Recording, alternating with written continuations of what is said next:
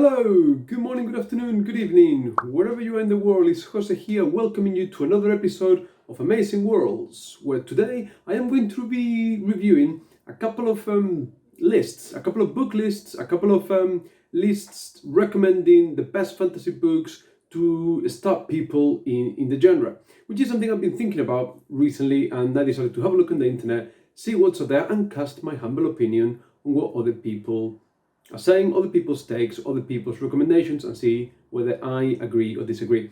So the best list I kind of picked on, I will leave the link in the description below, is by the bestfantasybooks.com website, and here we go. So apparently number one on the recommendation is The Belgariad by David Eddings. The Belgariad I haven't read, never heard of it before, but apparently it is a 5-book series. So for me, that's an automatic disqualification. If I was gonna recommend a book to someone to get started, get a taste for what fantasy literature may be like, I certainly wouldn't recommend a 5-book series because of the investment. I think people may balk at, oh my god, to enjoy fantasy, I have to read a 5-book series, which, to be honest, there's a lot of long reading, there's a lot of many book series out there, but certainly not where I will start.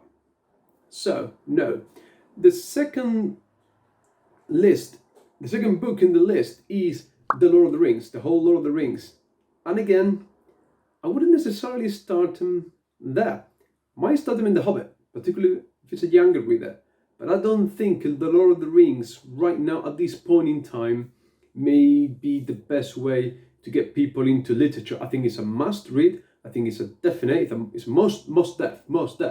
If you want to get into fantasy, or you are into fantasy and you haven't read it, where have you been? Not where I will get started. Number 3 in the list, bestfantasybooks.com, Chronicles of Narnia. Big no. It is so. I've checked my review. If you haven't done so, for my full opinion there, I don't think it holds up well. I think the tone is all wrong. Certainly for an adult, no. And even for younger readers, teenagers, Chronicles of Narnia may seem a bit naff in the present day and age. I don't think it stood the test of time very well, so it's an out for me. Then we have number 4, Harry Potter. Big yes, I think. Save for, as you know, my opinion, last book is an absolute stinking pile of cow poo, but I think it's great. I think they are great books. I think young readers will definitely enjoy them. Certainly Chronicles of Narnia for the 21st century, but it's much better, much more engaging. Number 5, Sword of Shannara by Terry Brooks. Terry Brooks has written massive amounts of volumes in his Shannara world.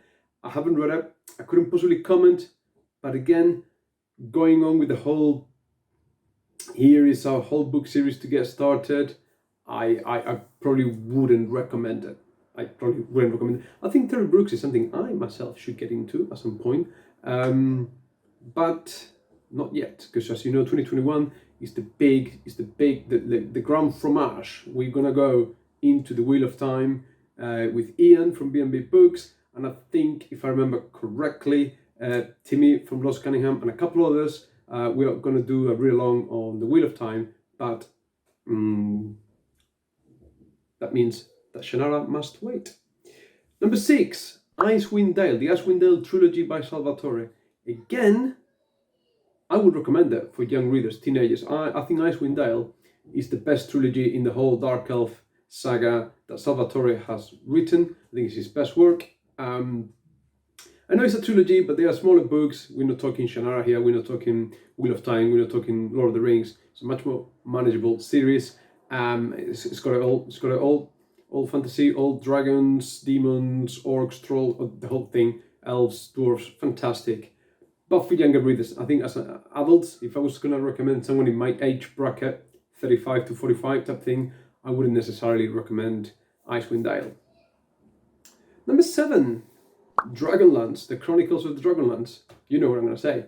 Must read, strongly recommended, but again, much like Icewind Dale, for younger readers. I don't think this list, looking at it, apparently number 8 it's got Ed Greenwood, something on the Forgotten Realm, but Ed Greenwood has got a lot of books on the Forgotten Realms. Again, haven't read it, but not really. This list, number 9, I thought it was finished, but it hasn't. Number 9, The Black Magician by Trudy Canavan. Check out my review if you haven't done so. I would recommend it. I really enjoyed it. Certainly, again, for a younger audience, not for adults. I think this list has got a feel that is a lot more aimed at younger readers, people in the teens, maybe early 20s. I don't think if I was a 30-something-year-old, I would really pick up Icewind Dale or Dragonlance, or even Black Magician. Black Magician maybe. I think perhaps it's got an unfair reputation because the main character is a young girl and therefore it is targeted for younger readers. So no, maybe Black Magician I might recommend to an adult, but not as a first entry point. And that's it, that's the list. That's the bestfantasybooks.com list. That's the 9 recommendations to get people started into fantasy. Not what I would do.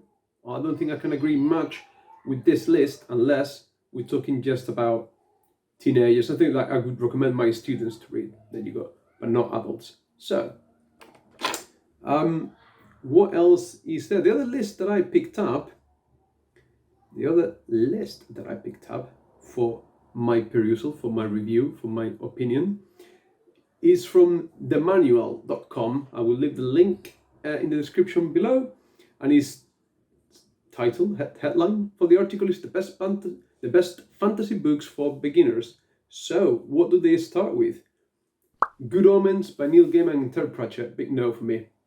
As much as I love Terry Pratchett, and I'm relatively fond of Neil Gaiman, I do not think at all Good Omens is a good indicator of what fantasy literature is about. I certainly would not recommend that. It's not read this to get a feel for what fantasy literature is about. Fantasy literature, to me, in my mind, is a very narrow description, I'm aware. It's epic fantasy. We're talking dragons. At the very least, dragons, okay? Good Omens is not that sort of thing. I don't know why I'm suspicious. Second book in the list, The Hobbit. Yes, I would recommend The Hobbit. The Hobbit, the tone in particular, I think it suits a younger reader. Again, I wouldn't recommend that to an adult like get started here. I don't think present-day adults would take very kindly to the direct addressing to the reader type thing. It's very childish, and then the encounters lack the majesty and the epic sort of feel that I would like people to enjoy from fantasy literature. Next book, Neverwhere by Neil Gaiman. I haven't read Neverwhere, but I'm assuming that it's another urban fantasy, Anansi Boy style. What was the one that I discussed last time? American Gods type thing. It's going to be that sort of thing. And again, that's not really fantasy, this kind of urban gothic fantasy that is not epic fantasy, so I wouldn't be recommending that. I might recommend American Gods to someone, but again, it's not what the genre is about. Next in the list is Philip Pullman's His Dark Materials trilogy. No, not for me. Not really what fantasy is about. I understand that fantasy is a big genre, a lot of things fit into it. No. And I had to put it down the first time. I think, I don't know. I think maybe for people that really are not attracted to the high fantasy thing, maybe more urban fantasies, maybe more similar parallel world type fantasy things, maybe more palatable. But again, over that, I would recommend Neil Gaiman, not Philip Pullman. Next in the list is The Earthsea Cycle by Ursula Le Guin. As you know, if you check my review, this is a big no. No. It is not what fantasy is about. It really isn't. It's more of a sort of brainy thinking about it. No. It's got wizards, it's got dragons, so in theory, on paper, it ticks the boxes. But it doesn't do anything with them. It's not what you think it is about. No. Next in the list here from themanual.com, The Name of the Wind by Patrick Rothfuss. I haven't read it, but I wouldn't recommend it to anyone. And it's on my list to read, and it's probably really good, but I wouldn't recommend it because, again, it's a 3-book series that you have to get invested in, and it's not even finished. So I wouldn't recommend someone get started into something that isn't even finished, and God knows when it's going to finish. So no, it's probably on my list to get involved with as soon as I know that there's a publishing date for the final book. It is somewhere there in the back of my head that at some point I have to get involved with Patrick Rothfuss and The Name of the Wind, but wouldn't be starting there. Next is Harry Potter. I've already discussed. Yes, definitely. And that's it, really. That's themanual.com. It's not a great list, is it? Anyway, so that's my review on the lists. A lot of disagreement. Maybe for the next video I will actually do my recommendations. Perhaps I'll put my list together, or I may check a couple of others. I don't know. Anyway, this is what I've got for today. Thank you very much for watching. Please, please, please like, subscribe, comment. Let me know what you think. Spread the message, spread the love. Take loads and loads of care. We're almost there. Vaccines coming.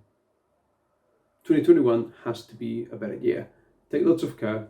I'll see you next time. Bye.